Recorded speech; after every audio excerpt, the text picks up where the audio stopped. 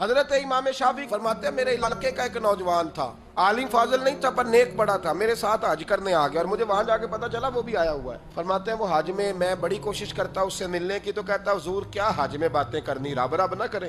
فرماتے ہیں موقع ہی نہ دیتا، جوان تھا بڑا پرہیزگار۔ فرماتے ہیں وہ جب بھی دعا کے لیے ہاتھ اٹھاتا تو کہتا یا اللہ مجھے قبر میں بھی نماز کی اور قرآن کی توفیق دینا۔ ایک دن نہ وہ حتیم کے پاس بیٹھ کے قرآن پاک پڑھ رہا تھا، میں 2-3 دفعہ گزرا تو پڑھ ہی رہا تھا، میں نے کہا آج قابو آ گیا ہے۔ میں اس کے پیچھے بیٹھ گیا اور میرے دل میں خیال تھا کہ جتنا بھی آج پڑھے گا نا میں نے اسے 2-4 باتیں کر کے ہی جانا ہے۔ اس نے قرآن مجید سمیٹا اور میری طرف دیکھ کے کہنے لگا حضور میں بھی آپ کا انتظار کر رہا تھا۔ کہتا میں خوش ہو گیا، لیکن اس نے کمال کر دی، جیب سے چند دینار نکالے اور کہنے لگا حضور آج ظہر کی نماز کے بعد نا میرا انتقال ہو جائے گا، تو یہ نا پیسے رکھ لیں، کفن خرید کے نا تو میرا جنازہ پڑھ کے تو یہاں جنت المعلا میں دفن کر دیں۔ امام صاحب کہتے ہیں میں اگلے لفظ کہنے لگا تھا کہ مجھ پہ سختہ آ گیا، کہنے لگا حضور مہربانی کر دیں کہ آپ میرے علاقے کے ہیں۔ میں چپ کر گیا۔ ظہر کی نماز میں نے دوبارہ اس جگہ پڑھی تو میرے ساتھ صف میں موجود تھا، فرض بھی اکٹھے پڑھے، سنتیں بھی اکٹھی پڑھی، نفل پڑھ کے جب میں نے توجہ کی تو وہ زمین پہ لیٹا ہوا تھا۔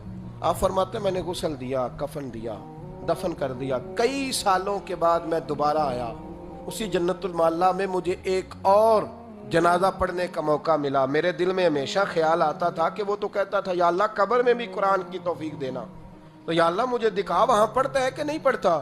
تو امام صاحب فرماتے ہیں وہ میرے دل میں بات تھی، اللہ نے موقع دیا، میں دوبارہ جنازے میں گیا تو جو قبر کھودی گئی وہ اس کی قبر کے بالکل ساتھ تھی۔ اچانک میری نظر پڑی تو قبر کی دیوار گر گئی، لوگ پریشان ہو گئے، کہنے لگے آپ عالم اب آپ بتائیں کیا کرنا ہے؟ تو کہتا ہے میں نے جھانک کے ذرا آگے دیکھا تو اندر بیٹھ کے قرآن پاک پڑھ رہا تھا، تو میری طرف دیکھ کے کہنے لگا السلام علیکم امام صاحب، یہ دیوار شیوار کوئی نہیں گری، یہ اللہ نے آپ کی دعا قبول کر لی ہے۔